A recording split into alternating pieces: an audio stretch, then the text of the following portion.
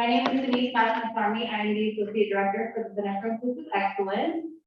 I am also the chair of the First Pride Taskforce. And today is National First Gen Day, so happy National First Gen Day. And so First Gen at Regis is defined as a person whose parent or guardian did not complete a 4-year degree in the US. And so we wanted to make sure that we highlight our First Gen identity community members so that students, faculty, and staff throughout the week. But today we have a great panel for you today. So we have the Proud to be First Gen panel, which will be moderated by Dr. Fitz from the Humanities Department.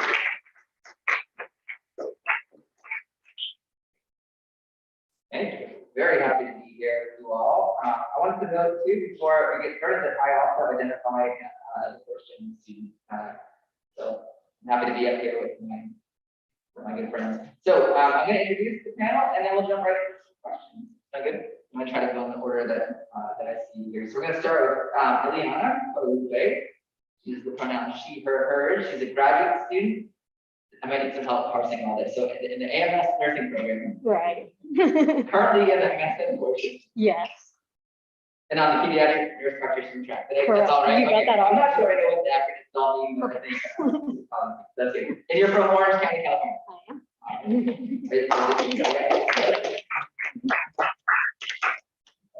Next is Angelo Castillo. Is he, him, his pronoun, sophomore. Education with a minor in psychology from Boston, Massachusetts. Welcome, Angelo. Next, I see Maria Manana down in the lake. She, her, hers are the pronouns. Her name is a senior. Neuroscience pre-med major with a minor in public health. And wins the award for the farthest distance traveled from Malawi, Africa. Welcome. And finally, Giovanni Guzman is here. He, him, his are the pronouns. He's a graduate student in counseling, hailing from Lynn, Massachusetts. Welcome, Giovanni. All right, so this is very much like when I'm in a classroom and I have this computer screen here, so I can't see that half of the room, but hello to all of you down there. And let's get started. So there are a couple of questions that I'd like to sort of have us work through. Not everybody obviously needs to answer every question, but to the extent that you feel like you have an answer and you want to jump in, I'd love to hear from you. You ready? We feel good? All right, awesome. So the first question is, what does being first generation mean to you? And at what point did you realize that this was an identity that you held? Who wants to take it? Should anyone just go? Yeah, anybody. Oh. Yeah. Well, for me, like first generation means that I'm the first one in my family to be going to college. For me, it not only means that I'm doing this for myself, but also my family taking the next step, you know, paving the way for everyone else in my family to do that. The point that I realized that I was a first generation college student was when I arrived here at Regis, and I found that I didn't really understand how like college really went. Like considering some of my peers that were in my classes, there were certain lingo that they may have known and I didn't understand. So that's pretty much when I really realized that I was first gen and that I needed a little bit of help to figure out what that college atmosphere. That's why I jump in on there. What's first gen mean to you? When did you realize that you were first gen? I'm towards the end of my career now, of my educational career. And I don't think I really truly realized I was first gen until now. When I'm thinking, I'm like, what have I done with my schooling? It's a lot going to college as a first generation student where you don't really have the mentors, the support place, or even family members to like maybe even look up to and ask for support. So I think I sit back and I think to myself, I did that journey on my own. I had to, you know, figure it out, Google the things, ask people, you know, that not everyone else has to do. So I think it's more recently, and maybe like the last 6 months or so, where I've truly realized that that is what, you know, something special that I did and that made me first gen. I love it in retrospect. Yeah. Yeah. Excellent. We'll hear from others if you'd like to jump in. Oh, absolutely. Likewise, everyone, being a first generation student, being in college, I think I realized that I'm a first generation student when I in high school. I remember not knowing what the SATs are. I'm originally from Guatemala, moved here like 5 years ago, and just like kind of like exploring everything about college. I couldn't really ask my mom and anyone in my family. So like I feel like that's when I realized that I am a first generation student.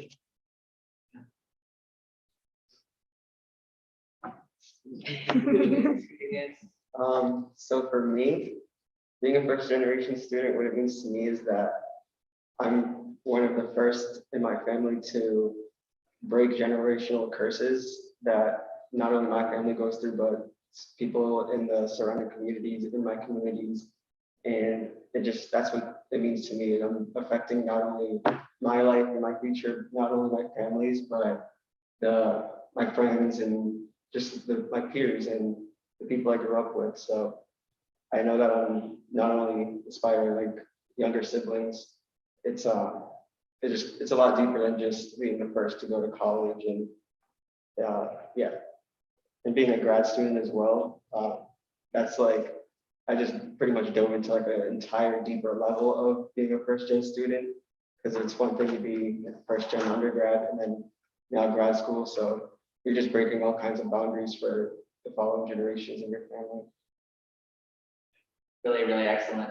Yeah, and I feel like, especially for the graduate students, there's that feeling of, you made it this far, and maybe your families have been like this is how my family was when I pursued our education. It was kind of like, well, why? You did it. You did the thing you were set up to do.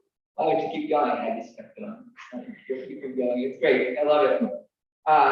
Really, really excellent. I hear too so much about the community, right? Being first gen is so much more than just yourself. You're really thinking about the other people that sort of have got you to where you are, or maybe we weren't able to help you with that, and you're reflecting on that.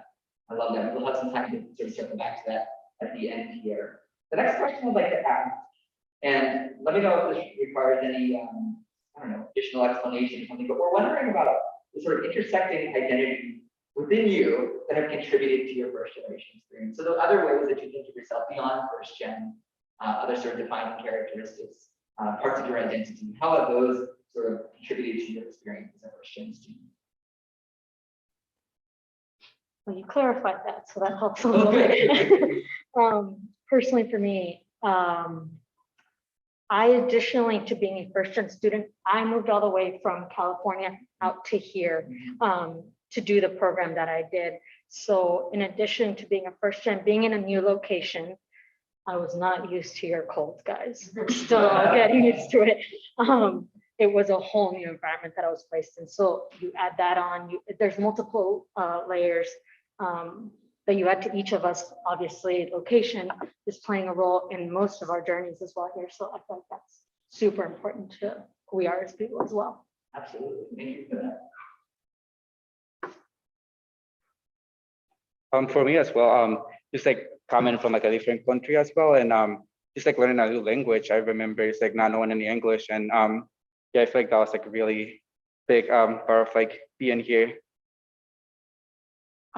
For me, as on how I'm also an immigrant, so like that's a huge part of my first generation experience. Like as I mentioned before, I'm from Malawi, Africa, so not only am I like representing people like my entire continent, but also where I come from in Malawi, and also like being a Black woman in STEM and continuing that's another identity that does contribute to my first generation experience. Another thing would be that I am a daughter. Like in my culture, many women don't really get the chance to get higher education. So for me, like just again breaking those boundaries and really pushing myself to kind of not only represent my country but represent other Black women in STEM, that you can do it. It doesn't matter where you come from or what you look like. So. For me, it's pretty much just background and how I grew up and the different cultures I grew up with. And I knew what culture was and in diversity ever since the day I could possibly remember, because my mom's actually, she's biracial, and my father's an immigrant from the Dominican Republic. So I had a very strong sense of my like Dominican side, and I'm bilingual. I'm still in touch with that entire side of my family. And at the same time, I grew up with a single mother who is biracial, like I mentioned. My grandmother's French Canadian. So I had like a very strong sense of being parts of different racial groups, which sounds very, very odd to some people, but I'm very thankful at the same time. That's something I really like held on to growing up, and just being passionate about, because I know it's something that I could use and utilize for myself in my career to like connect with different types of people around the world and where I end up serving. Excellent, excellent. Can I ask a follow-up? Just thinking about that question, your answer all really got me thinking about, I mean, if you sort of think about your identity as sort of a swirl of sort of things that make up you, do any of the other identities that you sort of claim make it easier or harder to be a first-gen student, or does it feel sort of separated or unrelated? For me, I would say both. Being a person of color, it was definitely a battle to always like kind of prove to people that you belong. I belong where I am. I'd always have to feel like, you know, again, like also as being Black and being a person of color and a female, I think it did kind of help me just be a better like advocate for myself and other people that look like me. So yeah, it was kind of a bit of both. It gave me courage, but also there were some disparities that I started to realize within the institutions that I was in, and it's just my continuous learning. So yeah. Love that. Thank you. It's really excellent. Yeah, I mean, I guess I was really struck by the notion that, you know, sort of all the sort of things that you have sort of gone through, the way that you had to define yourself for people or not define yourself for people, just having sort of one more in there feels like, and I'm also first gen, you can take that too. Really, really amazing.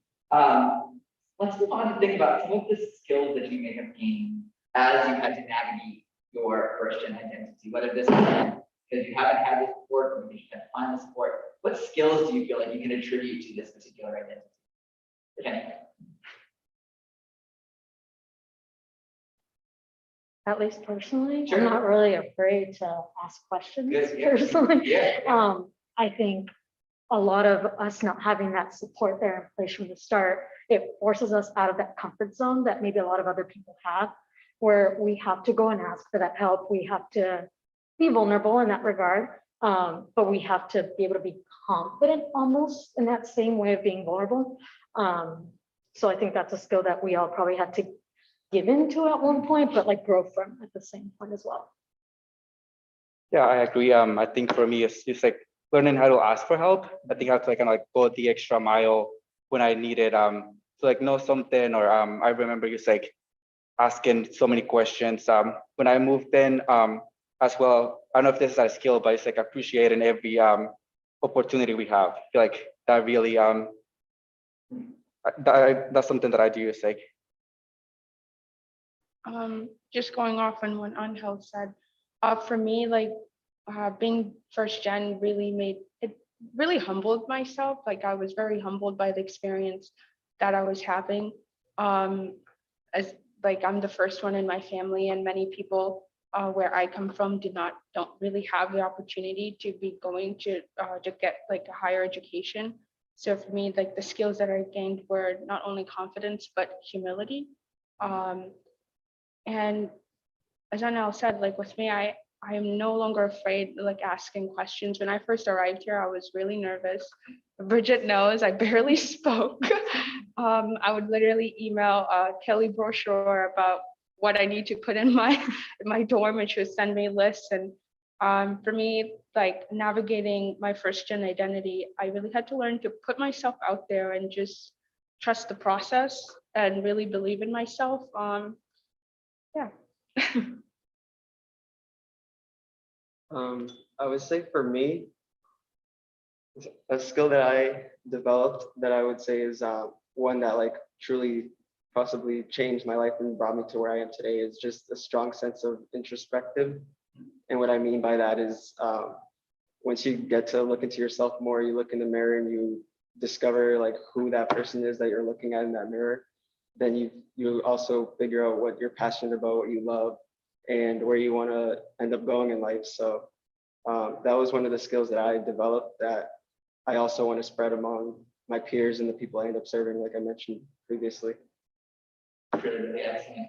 I'm just so struck by these answers and Miriam, I just met you for the first time this year, and in the context of places where you have to speak publicly, so I'm trying to wrap my mind around Miriam. Barely spoke, right? Yeah. The opportunities to be out here in front of people. I'm really struck too by the fact that, you know, the question is sort of asked really narrowly about the skills.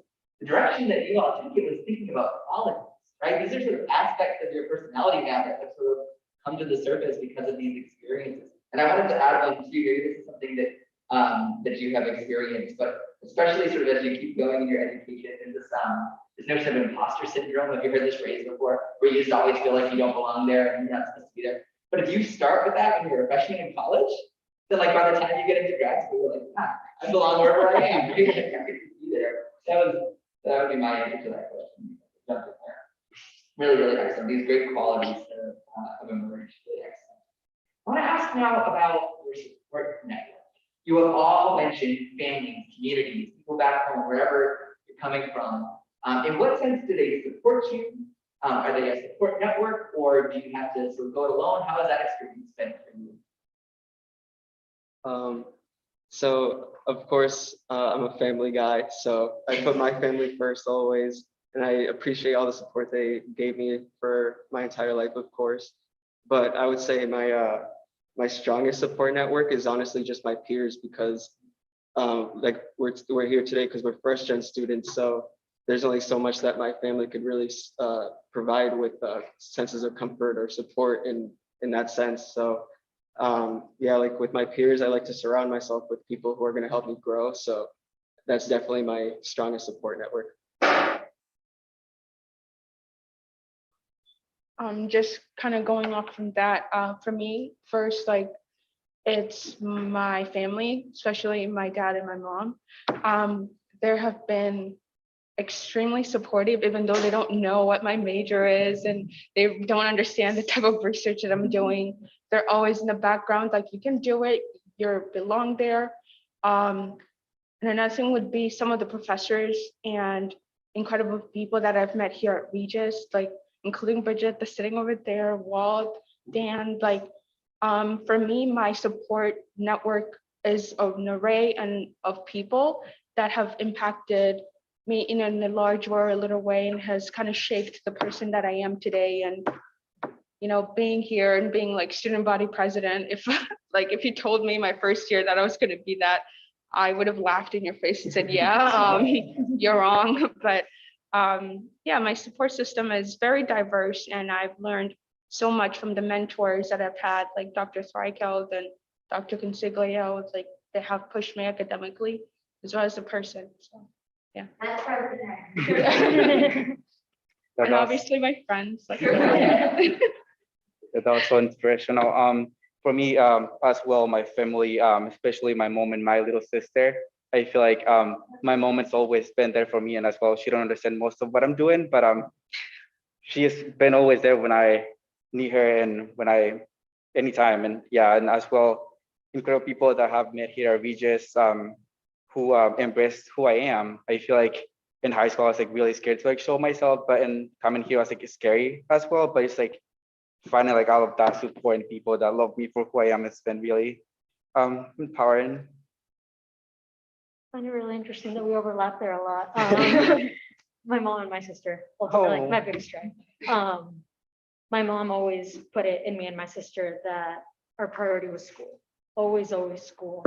I didn't work even through my first bachelor's degree. My mom said, you're going to school, you're going to school, you're going to school. And so she always put that mindset in me and my sister's heads. We're both now pursuing, she's done with her master's, I'm almost there. And if it wasn't for her saying, you're going to school, every single morning, taking me to class, packing my lunch for so many years, I probably would not be where I am today. Because I would have gone off course. I would have said, oh, some money sounds good, sort of thing. It's seeing her persistence. It's seeing my sister thrive so young, and then that I have the opportunity that she's given me at this point. Why would I stop? Like you said, why would I stop? So, I love this notion too. We all this is something that came across the board. They don't always understand what I'm doing. Right? They don't even know what my major is. I'm on being, what is an English major? What does that even mean? But they still support us, right? They still support us. I think about I had a grandmother who gave me $1 for a good report card, right? I feel like that. Like, if I didn't have that, I probably wouldn't have gone to college, right? I love it. Hey, somebody mentioned friends too. I want to talk about friends for a second. This is we're going off script a bit. That's okay. Hopefully. Yeah, your friends are your support network as well, right? Your friends that you made here at Regis. Do they always understand your experience? Are they also first gen? Or can they just support you because it doesn't matter what your first gen experience? How does that come into play? For me, like they try to understand. Because like right now I'm thinking of the time where I was talking to Rosa and I was like, I don't know what this schedule looks like. I don't know where to go. I don't understand. And Rosa's like, it's okay. You're gonna figure it out. It's all right. She's always kind of been my anchor when I was like really all over the place. So many times like they may not understand, but I know that they're always gonna be there for me. And they always try to give me some good advice, and they always instill that I am meant to be where I am now. It's just the encouragement that I always need. So yeah.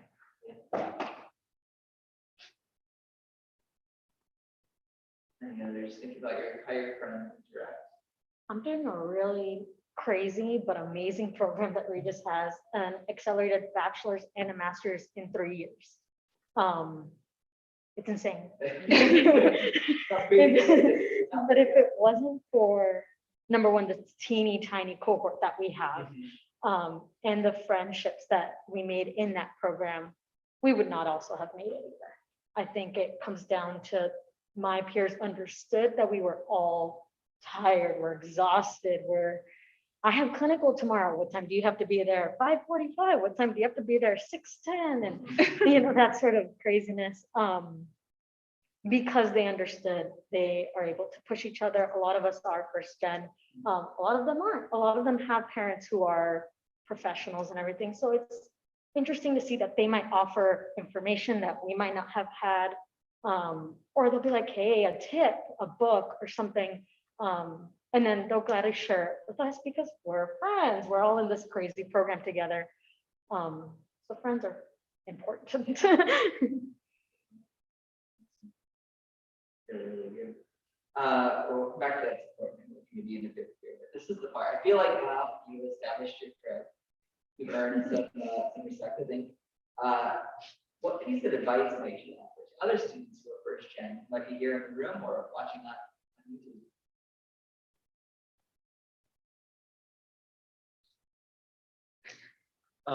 I would say to trust your heart. That's what I would tell fellow first gen students, because of course we have the brains, we made it this far. So, but with that being said, we do have the judgment of the heart too. So we really have to, like I mentioned earlier about introspective, we have to just really look inside of us and figure out what our heart is really telling us and what our heart desires, and then just follow it. Because just like I said, we just made it here, we made it this far, and you followed your heart for this far, you can continue to do it and just see how far it takes you. Yeah, I get the impression you're speaking from personal experience. Yeah. Can you think of something? If you want a second to come back. So I'm just trying to think about like, what does that look like? Can you give us an example of a time you trusted your heart and sort of bear some good fruit? So I would say just being here at Regis. So honestly, probably less than 6 months ago to this day, I remember not even expecting to be going to grad school. And one day I just woke up and just said, I'll just pay the fee, just apply. What do I have to lose, you know? Yeah. And then I got accepted. I got through the interview process well. And then the director of the grad counseling program actually contacted me personally and then kind of told me about intern positions on campus and different opportunities to just get myself out there and get scholarships and help myself through my the remainder of my academic journey. And after doing that, I got accepted into the grad intern position for the Center for Student Engagement. So there's that. Being a grad intern just fell right onto my plate. I didn't ask for it, but I guess it was just a blessing from God. So that's when I followed my heart. I just, like I said, I just felt it in my heart that I needed to apply, and the one and only school I did apply to, it all worked out for the best, and I wouldn't change it for anything. Amazing, amazing. I love it, that first move, right? Yeah. Incredible. Awesome. Others, what piece of advice would you offer to others for first gen?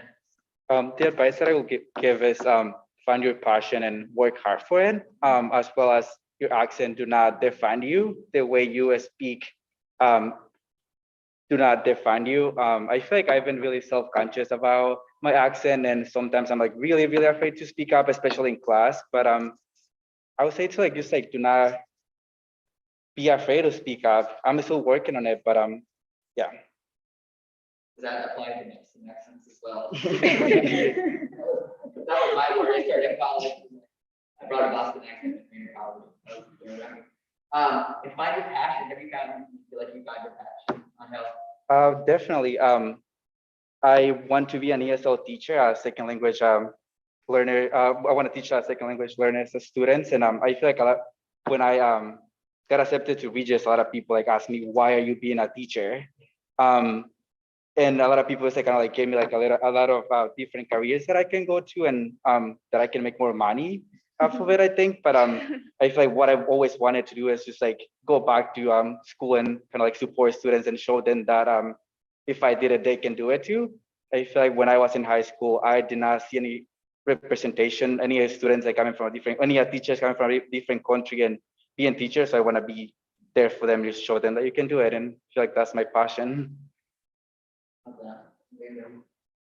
Teaching's a good job. Others, what piece of advice might you offer? For me, I would say that recognize that even though you might not believe it, you are meant to be in the place that you are, and trust in just the process, because you just never know the opportunities that might fall in your way. And just again, just really believe in yourself and trust in yourself. If I didn't do that, and if I didn't take the time to really like reflect on my journey, I don't think I would be in the place that I am today, and kind of like realize that everything I've learned and how much I've grown, and the things that like I prayed for during applications to schools, it's something that I'm now reaping the benefits of as a senior. So again, like imposter syndrome is real, but trust in yourself, and you're meant to be in the place that you are. Thank you. My advice is thank your families. Yeah. Realistically, being a first gen student is not just a first gen student. Our parents go through a lot of sacrifices to get us here. Other family members also make tiny sacrifices not seeing us, sometimes making the drive over to see us, sort of thing. So it's a full family experience, realistically, being a first gen student. So my advice is thank them for the little things. They do a lot for you. Yeah. Absolutely. Amazing, amazing. Can we go off script again for a second? Because Angel said something that got me thinking, and that is, what about pressure? Have you felt pressure from your families, from your communities, to make a lot of money? Right? There's a notion that you go to college, right? You go to college to get a job, so you're supposed to go back and show them that you did it, that you're making a lot of money. How did that sort of coincide with the careers that you've chosen, which we're going to talk about in just a minute? Yeah, that's a good question.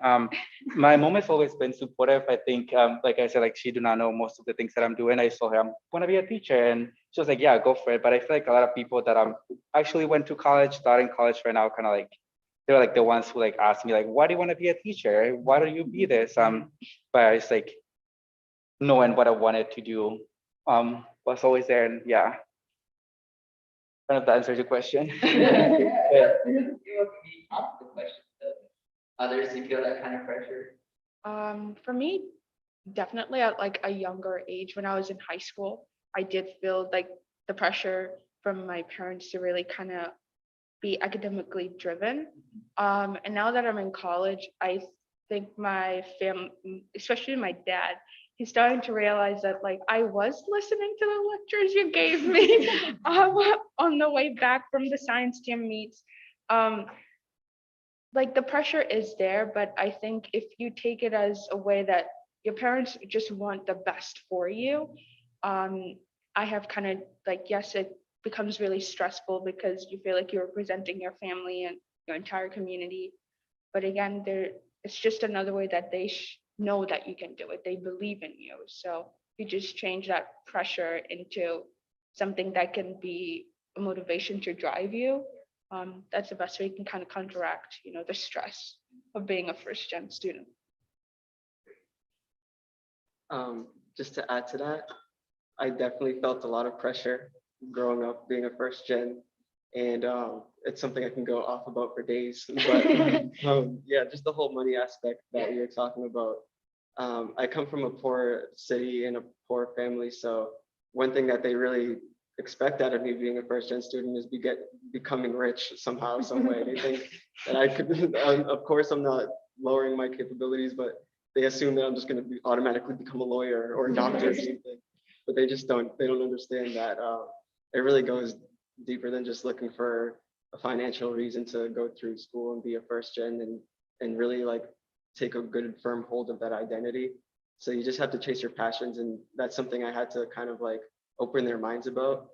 So I would say that the struggles aren't really there anymore, but I definitely felt it. That's amazing. Yeah, so that's what I want to brag about us Christians for a second, because I do feel like, so there's always this question, like, what is college for, right? Are you here to get a job? And certainly when I was looking at colleges, that's what my parents sat down with shared the English department. This wise old owl kind of lady in the office with books everywhere.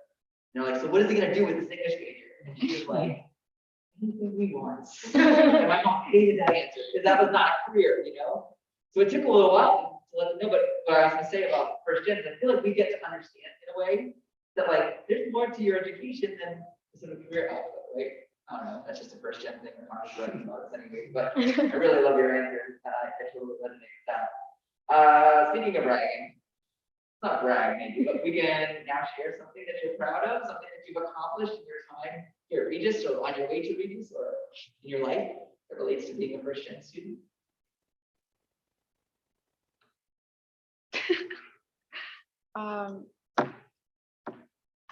For me, what I'm most proud of, I think, would definitely be the person that I am today. I have grown a lot from when I first arrived here on campus. I have, as many know, like I always tell my residents this, that I'm everywhere. Like I have managed to be in like leadership positions, and academically, I've found my passion for research. Like for me, being a first gen, like I brought that into my academics to the point where I did research on imposter syndrome among first generation college students, in correlation with like anxiety. So I'm just honestly, it has been a surreal experience. And I'm honestly just proud of the person that I've become, like not only as an individual, but also academically, how I've advanced from, where I started from.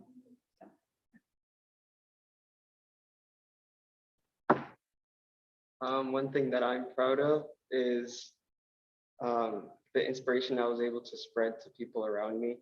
Not only being a first gen student, but just putting myself in positions where I could express myself to spread that motivation. And I was thinking of a specific memory. Actually, I went through it like the last few weeks or so, but I remember I was walking just to grab some dunks, get some coffee in the morning, and somebody like called for my attention. I didn't know who it was. I've never seen him, but he was like, "Oh, hey, you were the guy from the Founders Day speech, right?" And I was like, "Yeah, that was me." Yeah, and just being humble. And then he was like, "Oh, I loved it. Like I think about that speech all the time." Like he was just saying how it really moved him. So, and just having a stranger say something like that to me just really like it gave me like a sense of passion, and so just want to continue doing what I'm doing. And I can't imagine like how that's also affecting like my family and stuff, being a first gen student too. So yeah. Amazing. What? Thank One thing I'm proud of, and I think this kind of ties back to the previous topic that we were talking about. It's really important to say that I don't have a job, I have a career. And so that's something I'm incredibly proud of to say that I've achieved and achieving more still. I'm currently a nurse, but I'm pursuing a nurse practitioner's degree now. And much like we said here, all of our parents don't know what that means. I try to translate to my mom in Spanish what a nurse practitioner is, and there's no actual translation. It's an advanced nurse. And so it's really special when she's able to tell her friends or family, my daughter's a nurse, but she's going to be more than that. I don't know what it is, but she's going to be more than that. And so that's something I'm really proud to hear her say. And, you know, one day I'll be able to say as well. For me, something that I'm really proud of is just like being here, being in college. I feel like a lot of people told me that I was not going to be able to do it, but and I think I even believed that for a little while too. But here I am, and as well, it's like being a Regis and getting the Gender and Sexuality Alliance Club running back with help of Ari and everyone else. Yeah, I wouldn't be able to do it without you, Ari. Yeah, I think that's like I'm really proud of that. Yeah, I was thinking that we don't like it when people tell us that we can't do it, and it doesn't feel good to do, right? Yeah. Right. So we actually have some questions that are coming in from our YouTube viewers. So Denise is gonna bring in a question here if you want to wait for it. So relating back to advice, what advice would you give first year students specifically as they embark on their college journey? Great question. For me, I would say ask as many questions as possible because that's how you learn. Second, if you get a bad grade, it's not the end of the world. You can make mistakes, and that's what college is for you to learn from your mistakes. And again, the mistakes are things that you learn from. At that time, it might hurt, you might not really understand it. But as you get older and further into your college education, you're going to realize like, oh, I'm glad I went through that because it taught me this about myself, or because it taught me how to advocate for other people. And again, trust the process, utilize every single department that's at the school, because you never know the people that you might find in the relationships that you make with others. For a first year student, my biggest recommendation would be like enjoy every class. I have a previous degree in the sciences, but I hated it. Was not the career for me. It took me getting that degree, finishing that degree, going out into the workforce to realize I did not like it. So I had to go back to school. I'm back at Regis, granted, it worked out really great. But it's like if I had taken humanities, if I had taken, you know, education, maybe I would have found out earlier that I liked something a little bit different rather than waiting for so long and having to change majors halfway through and changing again and going to a lot of changes, guys. But so enjoy the classes you don't think you'll enjoy, I think is a good way to put Cool. it. Yeah, for me, I would say just like try new things. There's a lot of opportunities to like get engaged. Just like go to like different events and like try new clubs. If you like to dance, try like dances, like just like try new things and build in your network. Yeah, going off of that, I definitely agree with Angel because Building your network, like I mentioned earlier, you really want to keep in mind who you keep around you, basically, because the people around you are always affecting you, regardless if you think that it is or not. It's playing an effect on you every single second you spend around certain people. So you really want to surround yourself with people that are going to help you grow, help you reach your goals, and yeah, just become successful. And also going off of his comment about getting engaged, one thing I would say is really getting engaged with things that would help you express yourself, whether that's through musically, like poetry, any creative, like artistic, like type of activities, and or even just spoken word, like finding ways to maybe get on the debate team, or you know, Bible studies, you can help lecture or something. And yeah, just really get yourself out there and find ways that you could express yourself in different ways. Such great advice. I feel like we could go through like, and now we've got advice for second years. You have it. It's amazing. I love this notion of making mistakes. I talk to so many students who, if a class goes wrong, they didn't do so well, they feel like, oh, I'm done now. I'm out of here. That's it. That was it for me. I'm like, no, that's not how this works. You get to try it again. You get another chance. I love that notion of making mistakes. Greg, is there any other questions? In what ways might professors support you? What would you want them to know about first gen students?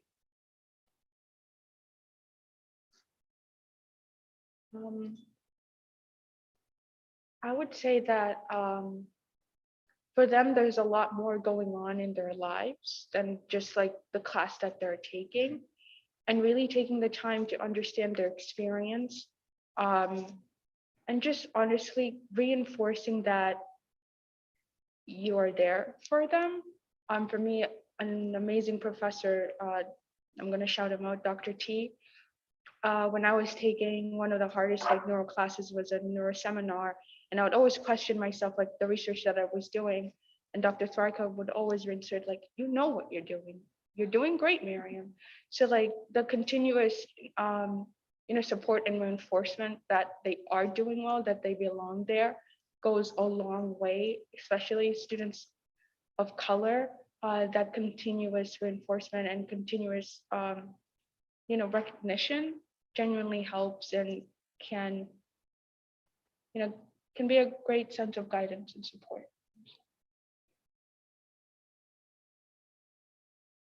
Others, because I'm listening really closely on this one. Advice for faculty, how to help first gen students.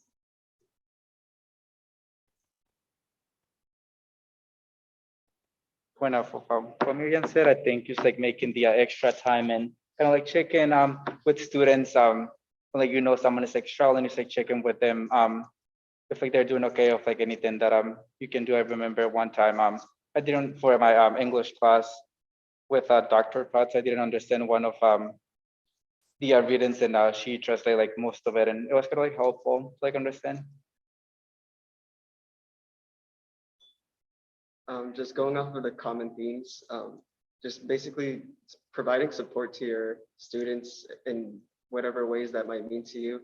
Because one thing about first gen students most of the time is that they come from environments that they probably feel out of place most of the time, or they might feel invisible in most of their environments that they have to be in.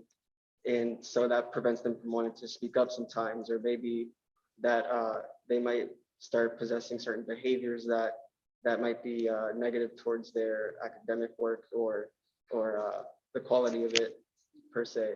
So with that being said, yeah, just provide support to the students and reach out to them and go out of your way to reach out and understand that they might not do the same at first, at least. Good.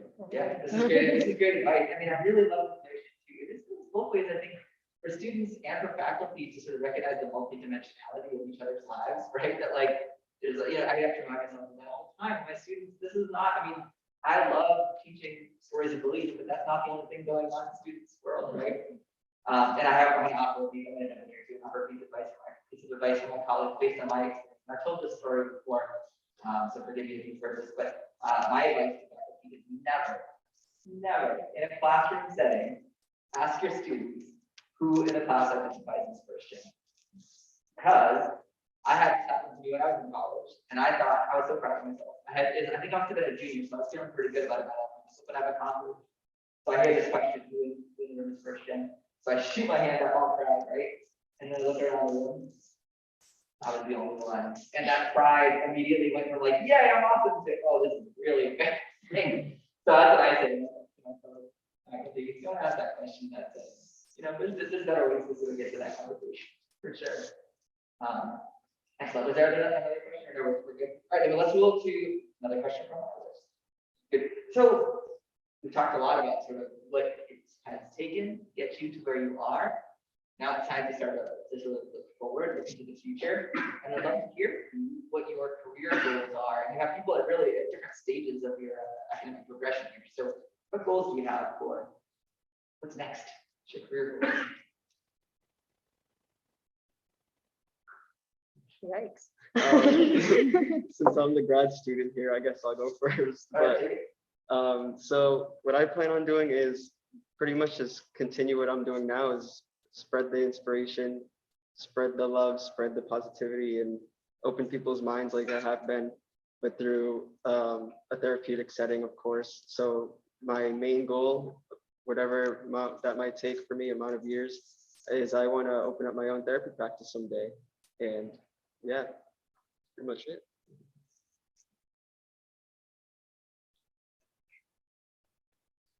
As the other grad student. There I'm currently working as a nurse. I want to, I'm in school to further that. I want to be a nurse practitioner. My ultimate happy, I did it, I made it moment, would be working medically complex care or special needs or with special needs kids as a nurse practitioner. That is, when I get there, I work at a major hospital, whether here or in California, I'll know that's, I did it. I did it. Oh, he's going the senior. For me, my end goal is to be a neurosurgeon. I'm a neuroscience major. I've always liked the brain, but for me, coming from Malawi, I have noticed like the disparities when it comes to like poverty and how people are treated and the right that people have to incredible health care. And for me, my end goal, as I mentioned, is to become a neurosurgeon and find ways to advocate for people who need advocacy when it comes to healthcare, and to also one day open up a health clinic in honor of my brother Junior. So yeah, that's my end goal. And to continue my research as well. But yeah. Yeah, that's a good question. I think I kind of like touch on that question earlier, and I keep evolving every day and kind of like getting learning from like a lot of the connections that I have. And like I mentioned, I want to be an ESL teacher, and it's like inspire students and show them that they can do it too. Yeah, I think that's like my end goal. May I add a sort of I don't know, addendum to that question about your career goal. These are all awesome: counselor, nurse practitioner, neurosurgeon, teacher. What will it mean to be a first gen counselor, first gen nurse practitioner, first gen? So when you take this, so this identity goes with you wherever you are. So what will that mean in your future career? How will that impact the way that you think you might do the thing that you hope to do in life?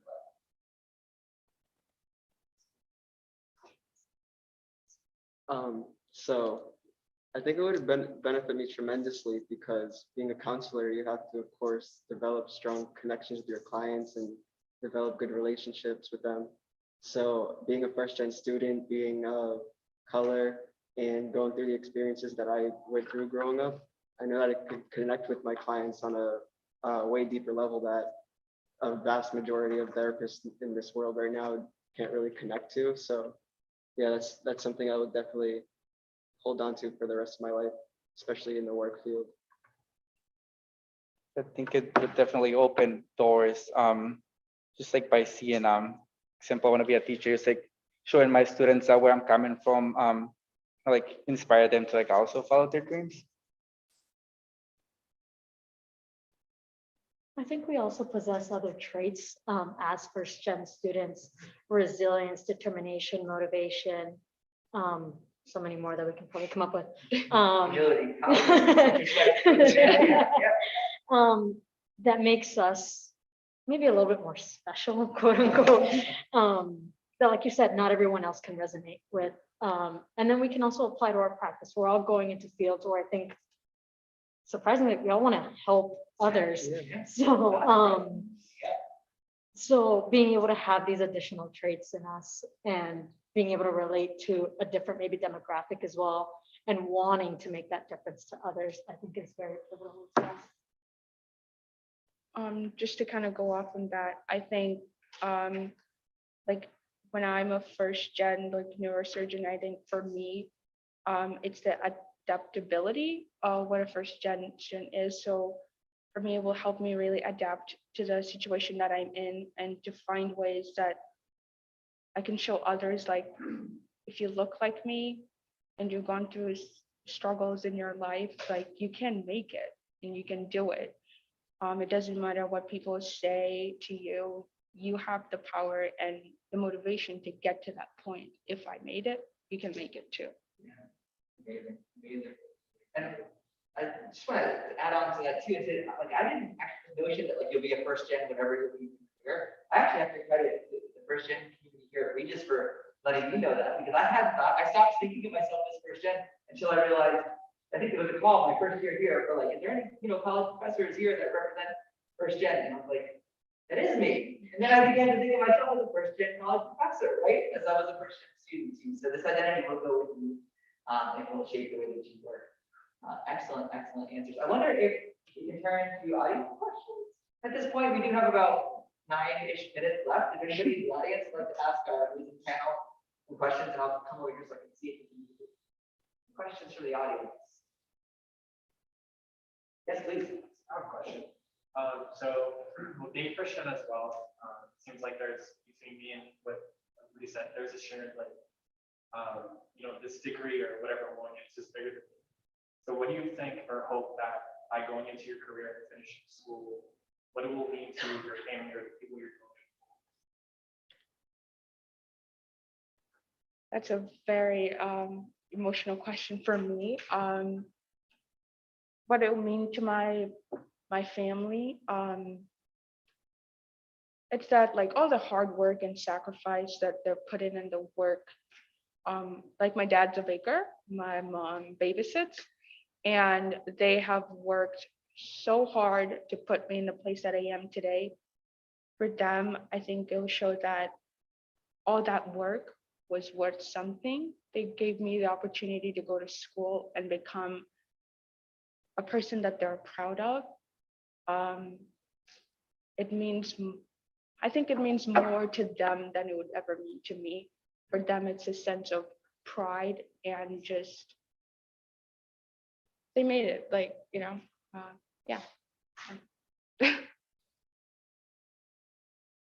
I think you covered a very important topic there that like if you ask each of us, I'm pretty sure, about who our families are, they make such a big part of who we are. And the work that they've done for us, continue to do for us, and will continue to do for us. It's that pride again that you mentioned. Like, I'm pretty sure all of us would get emotional if we got to talking about like the role that they've played in our lives. So that degree is bigger than that little piece of paper walking across the stage one day. It's our first gen.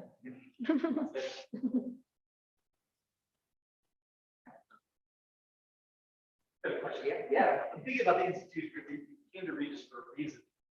And you come and you've got people like Denise and others that work specifically to support first gen students, but we can't get it all right. So what would be some advice that you give to Regis to do better on behalf of first gen students? Maybe things that you've seen us try to do that we could do different. Sort of same type of thing, but I'm just really curious from an institutional standpoint, what can we do? For me, I have noticed that many of our first gen population do come from low income families. Education, there is a part of like finances that come to that. And if there is any type of training that students can go through with like financial aid and student accounts and really understanding how they can navigate that would be extremely important.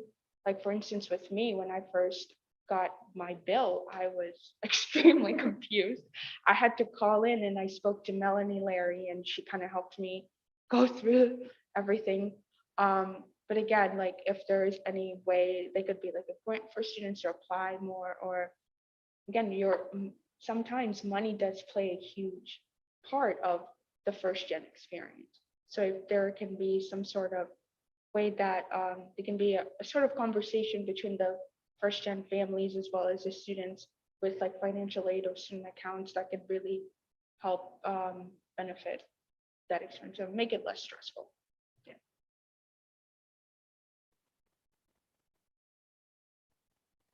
Something that I would say is just like the point that I made earlier about the advice to faculty and professors and such is just reaching out and reaching your hand out to connect with students.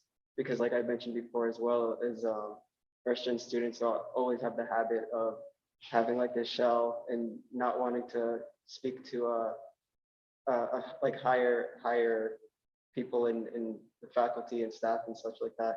So yeah, just reaching your hand out and understanding that sometimes they'll be willing to reach their hand out as well, but sometimes it's just they won't be willing to first.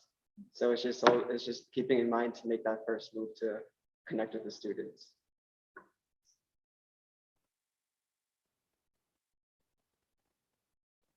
Any other advice for the institution? Just to add on, like showing that you see them and that they matter is it does a huge impact. With having the PI program, I think it helps students realize that they have a place here, they're meant to be here. And just continuous kind of support and encouragement to those students will go a long way, even if it's like a first gen dinner, or I know in the past we've had some of the posters put up and showing that, you know, being a first gen, it's a special thing and you should not be ashamed that you're the first one to be going to college in your family. That's a huge accomplishment. So again, continuous like encouragement and really showing that you see them and they are part of this community. Fantastic, fantastic. And I think it's a really good note to end on here. So this has been Ileana and Angel and Miriam, and Giovanni, if we can give them a round of applause.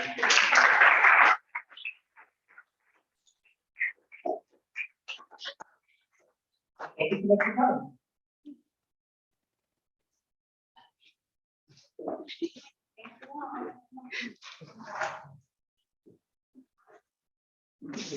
coming.